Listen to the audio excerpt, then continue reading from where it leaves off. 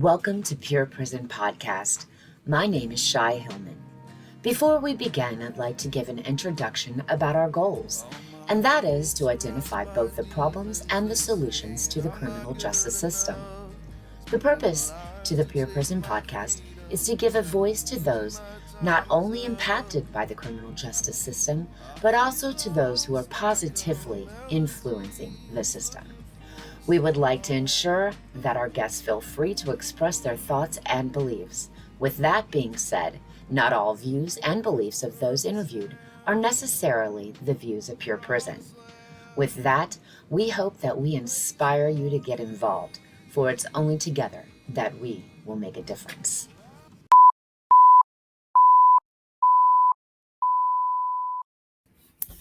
Welcome to Pure Prison, everybody. I'm so excited to have you back. Listen, we have a fantastic story for you tonight. Join me as we introduce David Garlock. He is an incredible speaker who has gone through a lot in his life, and his journey is incredible. So join me now, guys. I'm going to go ahead and bring him in. How are you tonight? Hey, I'm doing great. Thank you for having me on here to talk about my story and everything that's transpired and what I'm doing with this story, because that's always so important. There's a lot of people who have stories, but it's what you're doing with that story and the impact that that story is having on other people. That's right. Thank you so much. We're so happy to have you in here tonight. So I want to jump right in. You are a returning citizen. It was a horrible crime. Go ahead and tell us a little bit about that.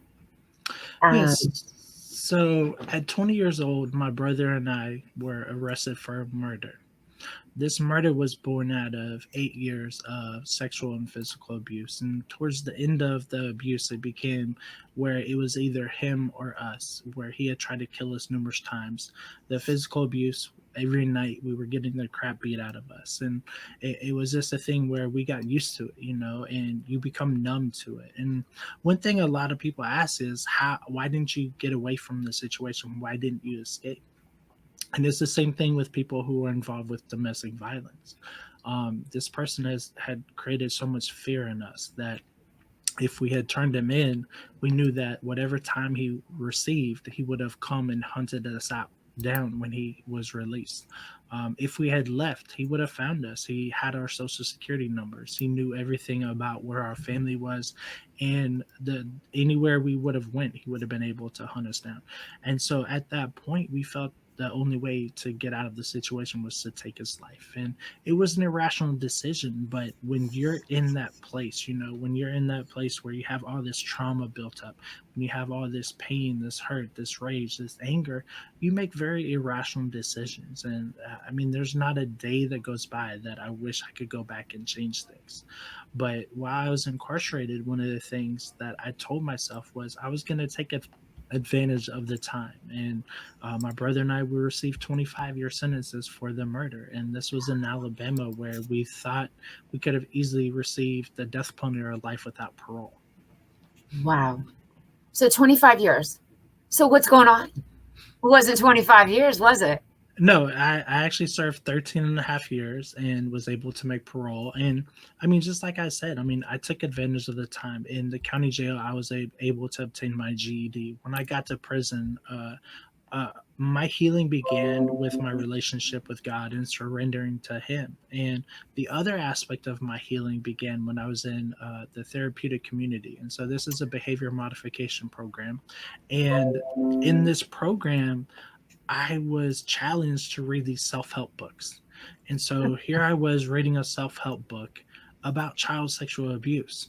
And it was there that my mind was blown, because in it, it was talking about that people who've been sexually abused as children blame themselves for the abuse. And I'm like, wow, this is me. I was blaming myself for the abuse for so long.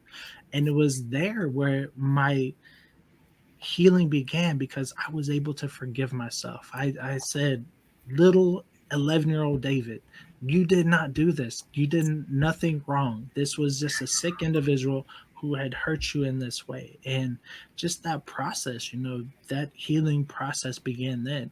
And that's where I am today. And uh, when I think about healing, there's a metaphor that I use. It's kind of like this. You have two people that have a cut. So one person has a cut, but they still have a scab on it. You have a second person who has a cut, but they have a score. Now, it was the same exact cut that happened at the same exact time. But that person that has the scab is the person who keeps getting that scab hit. And so every time a scab gets hit, it begins to bleed. And so it's different things that triggers that person. And so they're never able to heal. And anytime people look at that, they're like, wow, they're still hurting, there's still that pain and heartache there, and anytime something happens, it bleeds. Now the person who had the same harm happen at the same time but has a scar, they're able to look at that scar and realize and remember the pain and the hurt that happened with that wound. But no matter how many times you hit that scar, there's not going to be any blood. And so that's really where I am. I have the scar as far as what happened to me as a child and what happened to me as far as going to prison. But now I'm able to use that and to show people and say, hey, look at this scar, look at this hurt and this pain that I endured when I was younger, but it's now healed up. And you can have that same healing if you begin the process. And it's amazing to watch people take that first step and admit, like, hey, when I was 8 years old, I was sexually abused. And that's what happens so much when I'm able to speak in universities. There's at least one or two people that come up and talk about being abused as a child, and I'm like, you are the reason I'm here. It's not the other 50 or 60 or hundreds of people that I talk to, but it's because of you. Is that one or two? Just that one, that two. It matters. Your story matters. You are inspirational. I have goosebumps because reading your story, you and your brother, the journey. Your brother's still going on this journey, correct? Yeah, so I mean, my brother is still out. Both of us are out. We're doing well. Uh, he's the person that has the scab. I mean, he really hasn't dealt with what had happened to us, and so there's still a lot of trauma that hasn't been dealt with. And that's what's really important about people who have had traumatic experiences and the need for trauma informed care, the need for our prisons to be better. I Absolutely. mean, I always, everybody talks about this prison to school pipeline, which is so powerful. But I always talk about the trauma to prison pipeline because there's so many people who have experienced adverse childhood experiences before they go to prison. And when prison is a very traumatic experience, then the if you go to solitary confinement, that's more trauma. And prisons aren't developed or created to help people with their trauma. Right. And you've hit on so many things that are personal to me and personal to my audience, the audience that we're speaking to right now. One, cognitive behavior therapy was instrumental in changing my entire life. I love that you speak. I want to get you here in Florida. Oh, that's not a joke. I've got a couple pastors that I really want you to speak to. I'm gonna hook you up with that later. They're amazing ministry down here, and I think that you would be beneficial for their youth and our communities. So tell us a little bit, please, about your website. Yeah, so my website is davidlgarlock.com. And on it, you could definitely see some of the speaking engagements I've had, some of the previous podcasts I've been on, some articles I've written. And really what I want to do is it's about education. It's about educating those people that are in college, because at times what we have to think about is these are going to be the next police officers, these are going to be the next probation parole officers, these are going to be the next judges. And there's been some places I've spoken at where I'm the first returning citizen they've ever had speak in their criminal justice classes. I'm like, how can you have a holistic program? Wait a second. So you're telling me that these universities, criminal justice courses, You are the first contact of a re-entering citizen that they've had? That's Yeah, amazing. and it's pretty sad, because it just goes to show that they were okay with allowing the books or the media to portray those people that are incarcerated in a certain way. Because one thing, most of these students have seen Orange is the New Black or other shows like that, and they ask me, how real is this? And I'm like, Every time.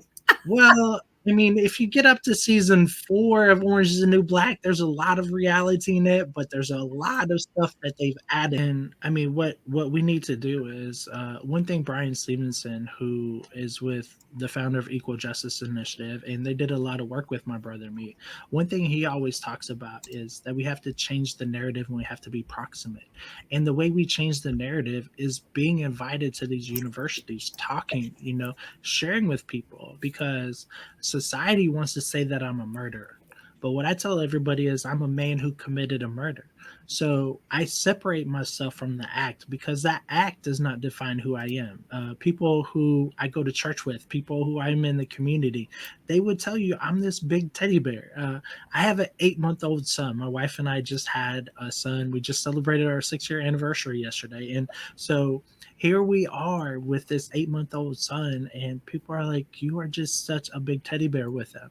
And then it's like, yeah, I committed a murder when I was 20. They're like, okay, that was like 22 years ago. That's not who you are today. And that's really what we have to do. And as a Christian too, I mean, it says in 2 Corinthians 5:17, therefore, if any man be in Christ, he's a new creature, old things that pass away, all things that become new. And so I'm this new creature. That person I was back then isn't who I am today. And if you take away the trauma, if you take away those adverse childhood experiences, I would have never committed a crime to go to prison. And so, really, that's the case with so many people. If they hadn't experienced these adverse childhood experiences, these traumatic experiences, they would have never committed offenses. They would have never gone to prison. I mean, there's so much. A lot of the addiction that people have is just coping mechanisms for the trauma, and it's escape mechanisms. Yep. And couldn't agree more. Couldn't agree more. Because that's exactly what my cognitive therapy led me to, is everything that I did was an escape. Everything was an escape mechanism because I'd never dealt with those traumas. And we talk a lot about traumas here on Pure Prison because it's so imperative. And I love, what was his name? Samuel? It's Brian Stevenson. Brian Stevenson. Brian Stevenson. I love that. Change the narrative. And I love that you're targeting that group because you're so right. They're the next ones. They're the next ones on the line. Love it. And in these conversations, so many people are just taken away. And one thing that I do as far as these conversations, when I talk about changing the narrative, is on my PowerPoint, I'll have a picture of somebody walking outside of a prison. So I ask them, I'm like, what do you call this individual? Somebody will be like, free. I'm like, okay, yes, that's good. But what about society? How do they label them? And they're like a convict, inmate. And I'm like, okay, yes, that's what society does. And then I turn to them all. I'm like, how many of you guys have ever stolen anything in your life? 95% of the kids will raise their hand. You have the 5% that are like, yeah, I've never stolen anything. I'm like, come on, y'all took a cookie out of the cookie jar or something. So another 3 to 4% will raise their hand. You still have that 1% that's like, I am an angel. And what I do then is I walk around the classroom and I look at them eye to eye. I'm like, hi, thief. And they're like, and then I go to the next person. I'm like, hi, thief. And then it's that reaction like, whoa, you're calling me a thief for something I might have done 10, 15 years ago? And I'm like, that's the same way if you call me a felon or a convict. It's the same thing. My offense happened over 20 years ago, and you still want to label me by that one act. Another one of Brian Stevenson's famous quotes is, you're not as bad as the worst thing you've ever done. Oh, And one thing that I do too is I advocate for people who've committed sexual offenses. People are always like, David, you were sexually and physically abused and you took the person's life. How in the world can you advocate for this population?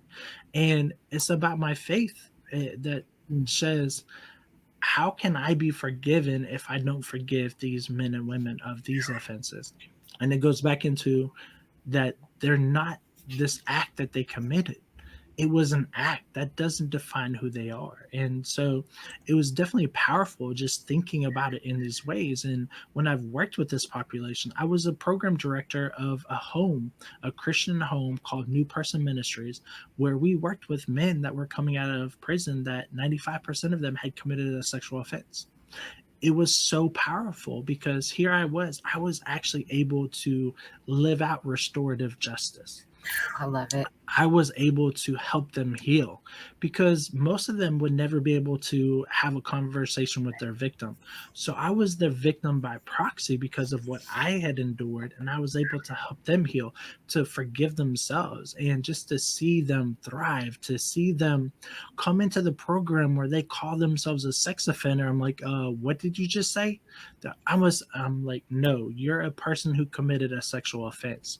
And just to see their reaction and the way that just that comment changed their mentality about themselves and what they did was so powerful. Now I would never condone any type of sexual violence, any harm like that because of what I endured. This population is rearrested for a sexual offense at 1.5 to 5.5%.